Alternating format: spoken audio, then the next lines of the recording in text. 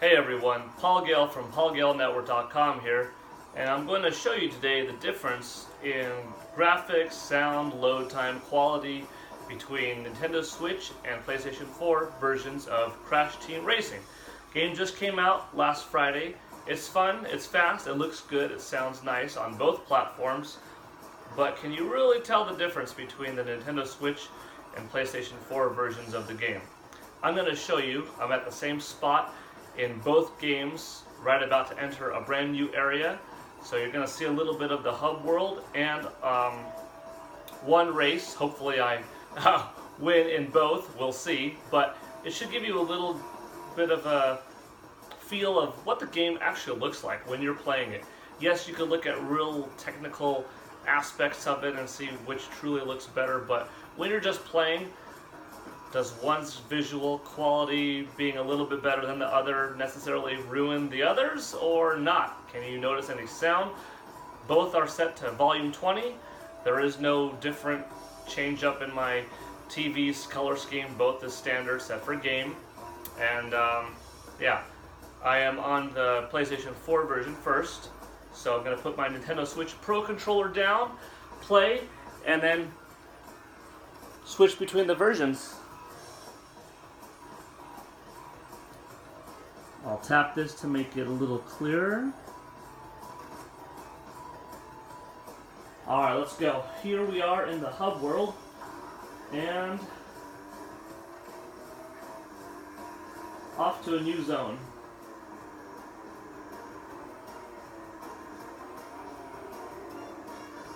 Okay, I was looking at the camera and kind of crashed. Okay, not there. Well, let's see what this is. This is the load save screen. There are 5 of these screens, one in each world section.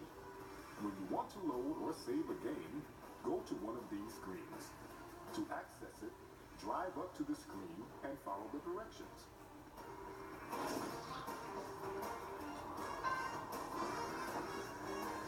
Okay, that necessarily, or I should say, that wasn't necessarily intentional. I'm just trying to go to a race here.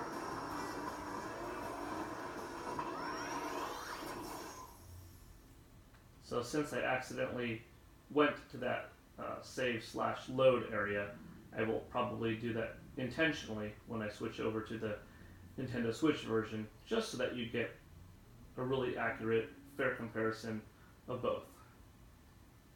The game does have a decent amount of loading time on both versions.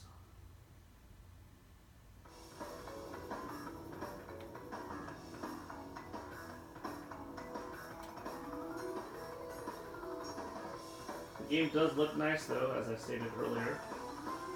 It does run in a smooth 30 frames per second on both as well.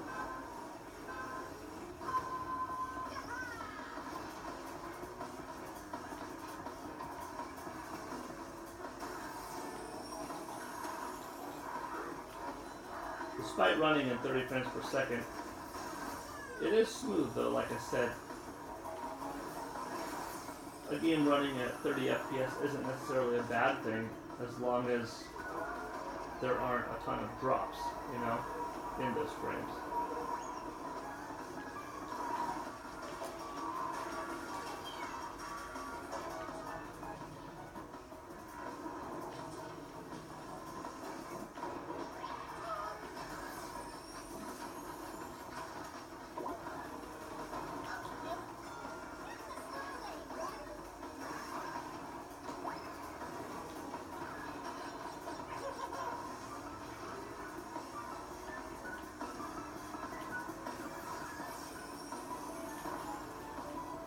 Oops, I saw that.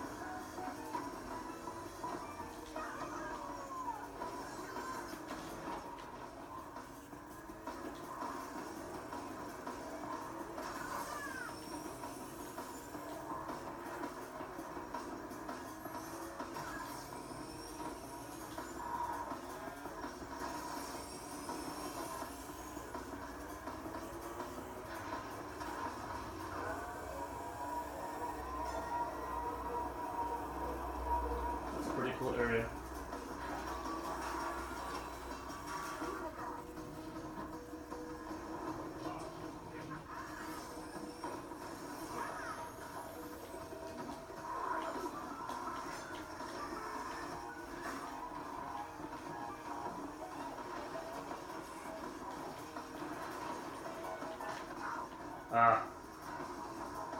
That should have gone towards him.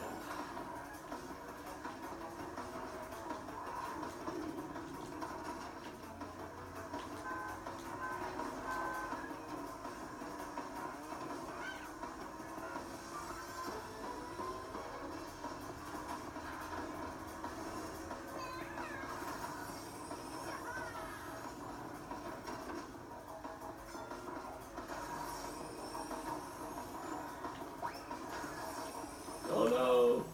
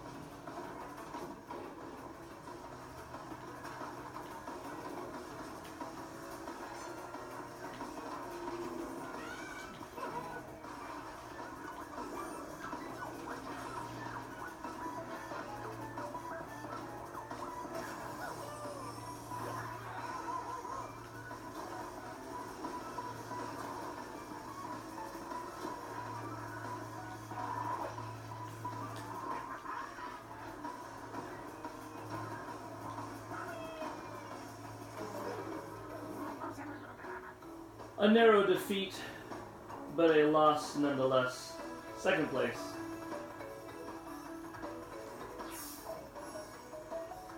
Okay. I'm gonna go switch over to the Nintendo Switch version and give you a look. Okay. The reason why it was dark is because the standby mode. But here we are in the same place, and we are going to go to the same new area.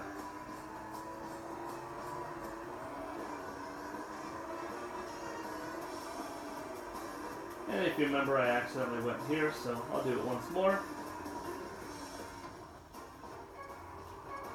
Oh, he didn't tell me anything this time around.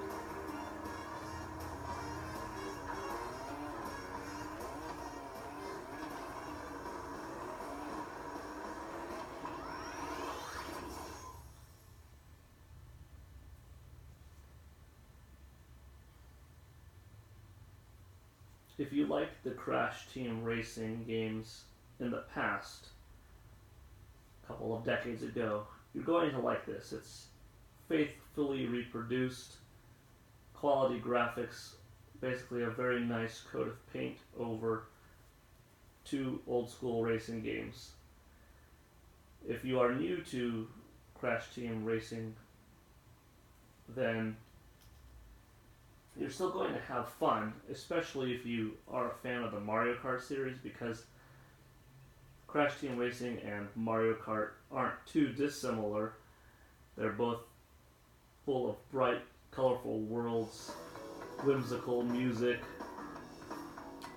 vibrant cast of characters, nicely laid out geometry for the courses, plenty of modes, online play, etc. It's just a difference of whether or not you'll feel like the nostalgia necessarily.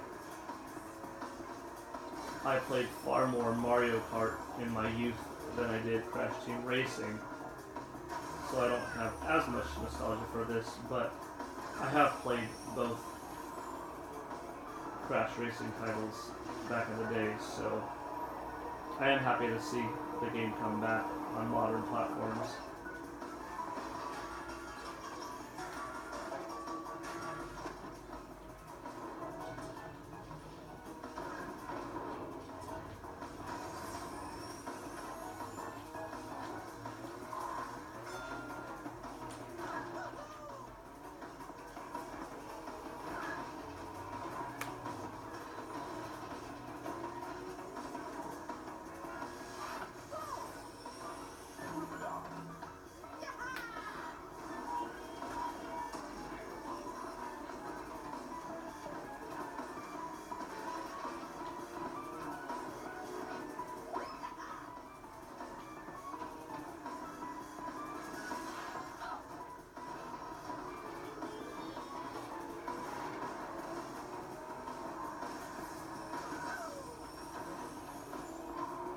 game has its own fair share of rubber banding mechanics. Part of it has to do with, well, you're just not good enough, not making all of the turns as tightly as you should be, not drifting, not braking as properly as you could. But even those things taken out of the equation, it seems like the game does favor the AI opponents a bit much. When you get hit with an item, you feel it a little bit more than it seems like the computer does. That being said, I have not mastered yet certain things like braking around corners and being able to drift efficiently every time.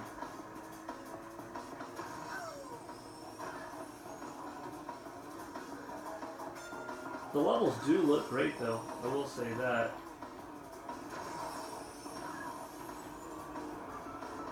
I don't know if you've made up your mind or have a little bit of a better decision as to which copy do you think might be right for you, if at all. But I think, first of all, for $40, the game is worth it. Especially if you have a Best Buy Gamers Club membership, then you're looking at only $32 for a title with a lot of courses, quite a few modes, good looking graphics, fun music, a nice variety of characters to choose from.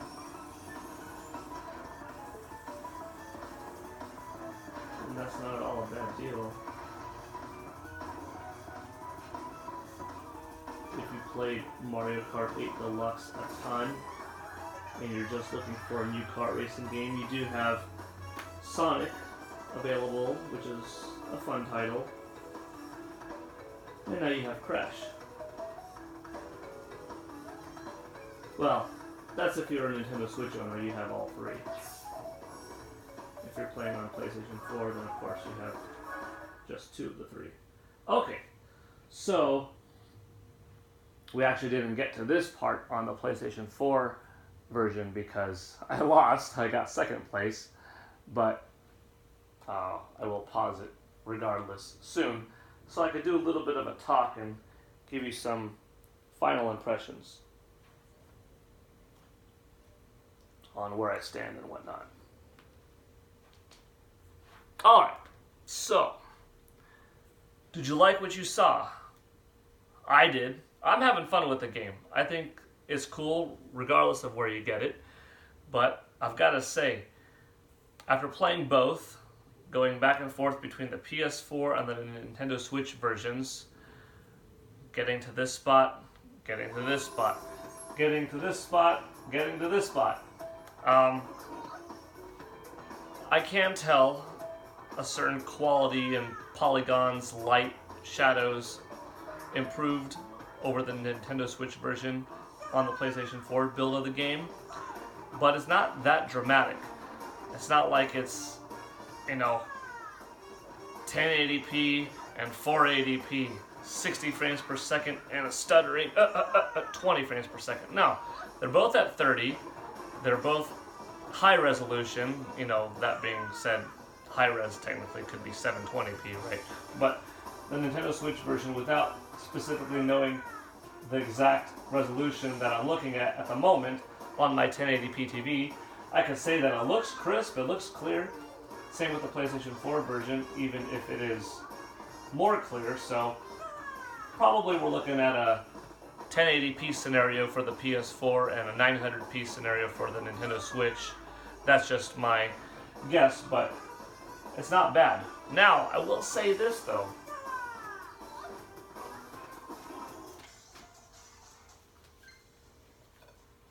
This right here, this portability factor that you only get on the Nintendo Switch version is what sells the game for me.